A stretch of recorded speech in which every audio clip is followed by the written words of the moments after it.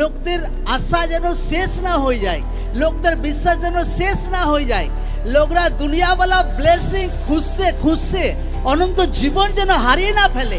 এই জন্য সাধু পৌল লোকদেরকে শেখাচ্ছে যে তোমরা প্রভুতে হর এক বিষয়ে উপচে পড়ো, একদম দৃঢ় হও, অটল হয়ে যাও একদম। আমেন। অতএব তোমরা প্রিয় ভাতৃগণ সুস্থির হও, আর কি হও? নিশ্চল হও।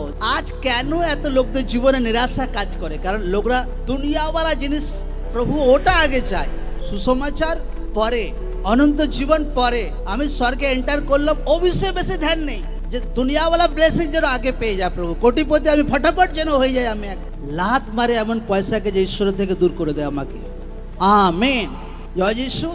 আমি কোনোদিন পরোয়া করি না যে কালকে আমার কি হবে, কি আনেওয়ালা মাস আমার কি হবে। দরকার আছে এগুলো, লোকরা এমন এগুলো তো বোঝে না। যাক, যখন কোনো ব্লেসিং আসছে দেরি হচ্ছে তো নিরাশা বহুত কাজ করছে, হতাশা বহুত কাজ করছে।